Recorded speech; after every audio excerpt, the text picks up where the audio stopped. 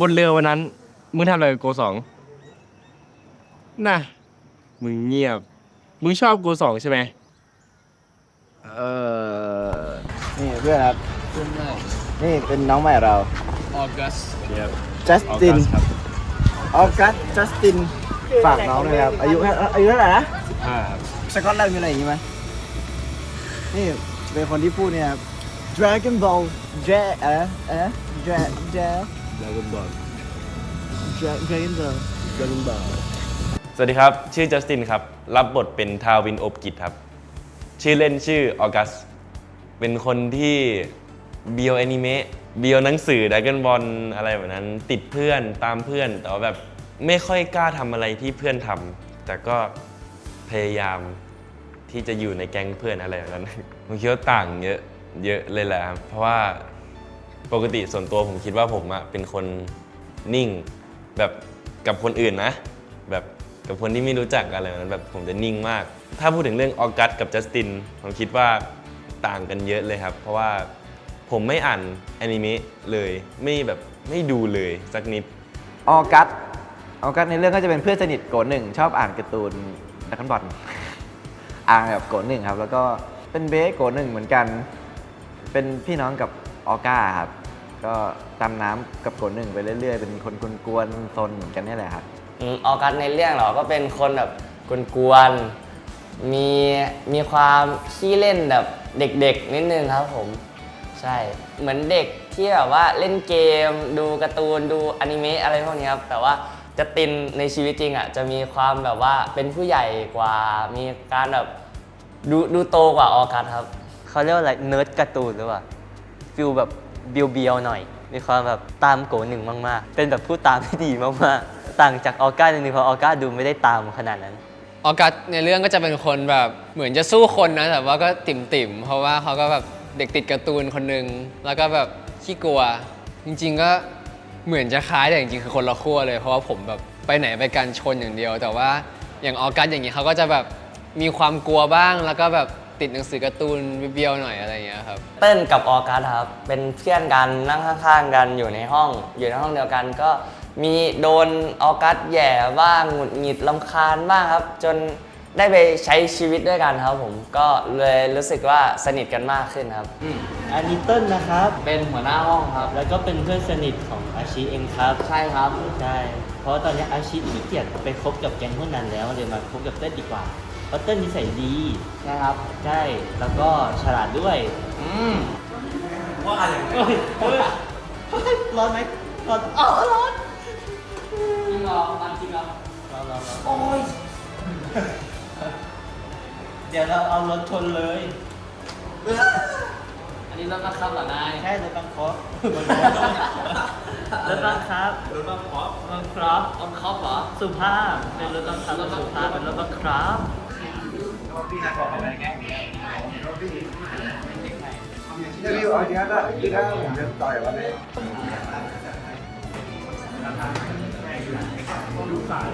กีตันครับผมรับบทเป็นเตชินลุ่งเจริญชัยครับหรือว่าชื่อเล่นเติ้ลครับผมจริงๆตัวละครนี้ก็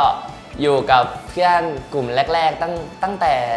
มัธยมต้นแล้วครับแต่ว่าเพิ่งได้มาแบบมีความสนิทอะไรพวกนี้ประมาณช่วงม.ปลายครับผมเพิ่งแบบมาที่หลังรู้สึกว่าอยากที่จะช่วยเพื่อนอยากที่จะแบบมีหน้าที่มีบทบาทครับผมตอนนั้นเหมือนจะมีหัวหน้าห้องคนอื่นแต่ว่าออกัสครับช่วยโหวตให้ผมมาเป็นหัวหน้าห้องเพราะว่าผมแอบไปส่งซิกให้เขารู้ว่าเฮ้ยเราอยากเป็นหัวหน้าห้องนะเขาก็เลยช่วยครับประมาณนี้ความยากเหรออาจจะเป็นที่ประสบการณ์ของตัวผมเองด้วยการที่แบบผมเป็นน้องใหม่ด้วยแล้วก็ได้เรื่องแรกก็แอบตื่นเต้นครับมีตื่นเต้นบ้างแต่ว่าก็ต้องทำการบ้านพอสมควรครับผมกับบทบาทนี้ครับมีความคล้ายแต่ว่าไม่เยอะมากคือในซีนน่ะเด็กเงียบอ่านหนังสืออะไรแบบนั้นแต่พอแบบออกจากซีนปุ๊บโอ้โหเป็นคนละคนเลยคือแบบเล่นเสียงดังเป็นคนที่ energy สูงมากๆก่อนที่จะเข้ามาใน GMM ก็ได้รู้จักกันอยู่แล้วก็ได้ไปถ่ายอะไรด้วยกันมาบ้างครับผมแล้วก็เลยทำให้แบบสนิทกันพอเข้ามาในนี้แล้วได้แบบทำงานด้วยกันอีกครับก็เลยแบบว่ามีอะไรคุยกันมากขึ้นก็ตอนนี้ก็สนิทกันมากขึ้นครับผม ทำงานกับพี่คีตันนะครับสนุกมากคือมันสนิทกันแล้ว แต่พอได้เข้ามามันก็สนิทกันอีกไปอีกอ่ะคือมีอะไรก็ทักคุยกันแบบพรุ่งนี้ตื่นกี่โมงทำงานกี่โมงถึงที่นี่กี่โมงแบบนัดกันไปกินข้าวอะไรแบบนั้น คือแค่แบ่งขนตาไม่ได้เหรอห้ามมีขนตาเหรอ แม่ดูบ้านเราสิแม่ ดูแม่ก็ดูแม่ก็ไม่แต่งอะไรเลย แม่สวยแม่ออกไปตรงข้ามนะแม่โดนฝุ่นเลยวันหลังอ่ะรับละครเขาอ่ะเขาสั่งกล้องมาเพิ่มอีก5 ตัวเขาบอกว่าเนี่ยเดี๋ยวนุ้ยจะเอากล้องมาอีก5 ตัวรับนุ้ยคนเดียวนุ้ยไม่ต้องเล่นนุ้ยไม่ต้องกลัวเลยนุ้ยเล่นไปเลยเดี๋ยวเขามีกล้องตัดรับนุ้ยคนเดียวเลย เพิ่มอีก5 ตัวเลย รู้สึกยังไงบ้างคะ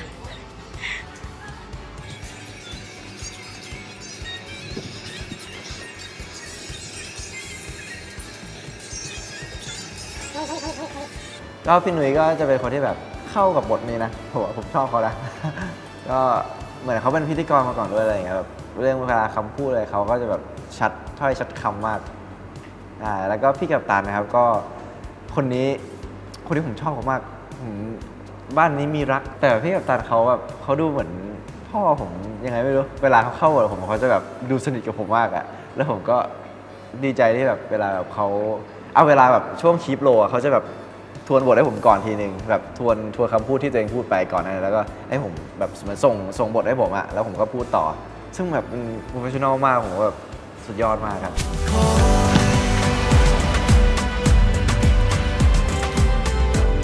เก่งมาก เอาต้นส้มไปอยู่ที่บ้านสักต้นไหมล่ะ เห็นชอบจังเลย ชอบแค่ต้นที่อยู่บ้านข้างๆก็พอแล้ว ซีรีส์เรื่องนี้ครับเป็นซีรีส์แบบว่าเด็กนักเรียนมต้นมปลายมาอยู่กลุ่มเดียวกัน แล้วก็มีเพื่อนๆซนๆแล้วก็ทำกิจกรรมอะไรต่างๆด้วยกันครับผ่านกันไปมาก็ใช้ชีวิตด้วยกันมีเรื่องราวต่างๆ มากมายเกิดขึ้นครับ อบอุ่นครับก็เหมือนได้ย้อนวัยไป 90 เนาะเป็นมูดโทนเมื่อโทน 90 ครับก็จะได้เห็นการพัฒนาความสัมพันธ์ของโก1และโก2นี่แหละใช่ครับ ก็พอเข้าใจว่าแบบ90 มันเป็นยังไง ก็พอเข้าใจอยู่เพราะว่าหนังหลาย ๆ เรื่องก็แบบชอบยุค 90 กันก็เคยดู ผมว่าน่าจะสนุกมาก ๆ เลย เพราะว่ามันก็จะได้แบบออกจากบ้านแบบน่าจะออกจากบ้านทุกวันไปเล่นกับเพื่อนทุกวัน เพราะว่า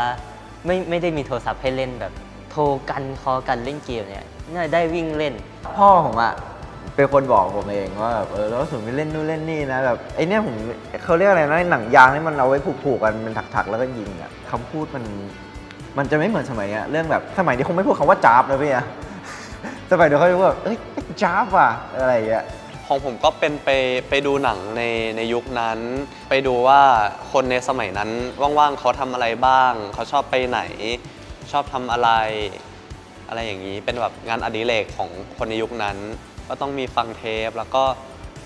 ผมคงอ่านหนังสือการ์ตูนนะครับแทนสมัยนี้คงเป็นถ่าย TikTok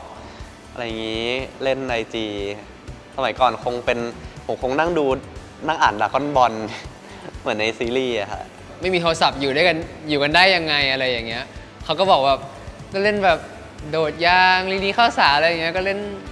ล่นแบบการเล่นไทยแต่ก่อนนะครับก็รู้สึกว่ามันก็สนุกดีนะมันแบบมีความเป็นแบบกลิ่นอายยุคเก่าๆหน่อยแล้วก็แบบไม่ต้องจ้องมือถือตลอดเวลาก็แบบอยู่กับเพื่อนใช้ชีวิตในแบบโมเมนต์นั้นๆอะไรอย่างเงี้ยครับ คือตอนจริงๆเข้าหน้าเซตไปอ่ะผมเห็นในห้องเรียนมันจะเป็นฟิลโต๊ะไม้ที่แบบโต๊ะแข็งไม้แข็งสีน้ำตาลนะครับแต่ว่าสมัยเนี้ยโรงเรียนเขาจะใช้แบบโต๊ะใหม่กันแล้วแต่นั้นอ่ะทีมอาร์ตอ่ะไปหาโต๊ะเก่ามาให้ทั้งห้องได้เจ๋งมากเลย ใช่แต่ว่าโต๊ะเก่าแต่ละตัวคือมีลิควิดเขียนมีอะไรโอ้โหทีมงานเก่งมากแบบสุดยอดที่แบบ เป็นจารึกไว้ได้ จริงแต่แล้วโลเคชั่นคือผมชอบโลเคชั่นนะชอบโลเคชั่นไหม ใช่ มันแบบ ชอบ มันเหมือนเราไม่ต้องจินตนาการเยอะอะเราเข้าไปแล้วแบบมันให้ความเป็น 90 เลย มีแบบมีรูปภาพอะไรติดที่มันแบบมีธงชาติมีอะไรมันใช่เลยอะ ใช่เราเข้าไปในโรงเรียนปุ๊บเราลืมตามาเรารู้สึกแบบนี่แหละใช่เลยครับ และทุกครั้งที่ได้พบกันมันเหมือนว่ามีบางอย่างเพิ่มขึ้นทุกวัน แล้วจบม .6 จะทำอะไรต่ออ่ะ กูยังไม่เคยมีภาพในหัวเลยแล้วมึงอ่ะ คงเรียนหมออยู่มั้ง งั้นกูจะไปเรียนที่เดียวกับมึง ต่อไปนะครับก็เดี๋ยวเลขกองนะครับขอ อย่าง เพิ่งเปิดกล้อง เพิ่งเปิดกล้อง เดี๋ยวถ้าต่อไปนะครับก็เป็นฉากที่มีออกัสนะครับมีโก2โกแก่ครับ แล้วกดได้ไง ตัวหนึ่งไม่มีอยู่ตัวหนึ่งนั่งกำกับครับ สนุกครับ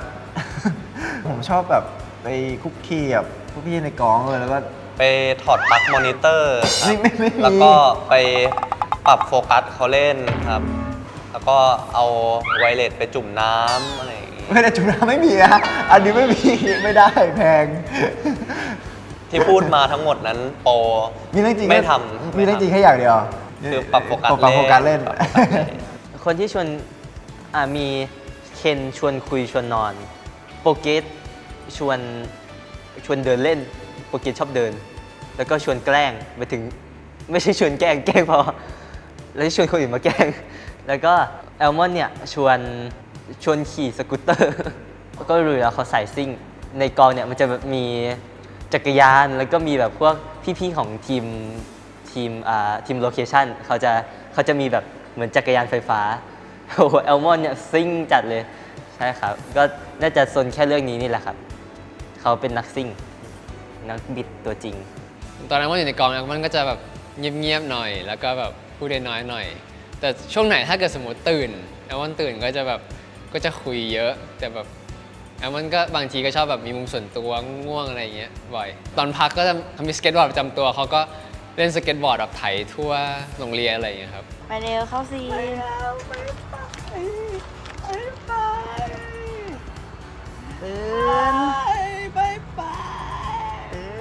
ชวนกันไม่นอนครับชวน ล่าสุดไปถ่ายซีนทะเลอะพี่รู้ว่ามันชวนกันไม่นอนถึงขั้นผมนอนได้แค่ชั่วโมงครึ่งอะแต่ว่านอนชั่วโมงครึ่งอะกลายเป็นผมแบบดีดกว่าเดิม energy ล้นหรือ ล้นกว่าเดิมล้นกว่าวันที่นอนเต็ม ไม่รู้ทำไมเหมือนแบบวันที่นอนเต็มเราอยากนอนต่อไงแต่ว่าวันที่เรานอนไม่เต็มอะเรากลายเป็นเราต้องมี energy มากกว่าเดิม กลายเป็นเราบังคับตัวเอง กลายเป็น energy ดีดกว่าเดิมอีก ด้วยความที่มันเป็นผู้ชายกันหมด รู้สึกว่ามันถ่ายแล้วมันสนุกมากๆ ถ้าซีนแบบไม่รู้จะคุยอะไรแล้วอะพี่โปเกตก็จะแบบอินพอไว้แบบไอ้หลังอะไรแบบนั้นมันก็แบบสนุกมันพาซีนสนุกขึ้นไปอีกใช่ วุ่นวายครับค่อนข้างวุ่นวายแล้ว เพราะว่าผมยิ่งมันมีซีนที่ไอ้นี่เล่นกีฬาก็เล่นกันมันเลย แบบว่าสนุกเลยจนผมแบบเปียกทั้งตัวต้องนั่งรออย่างนานเลยก่อนเหงื่อจะแห้งครับ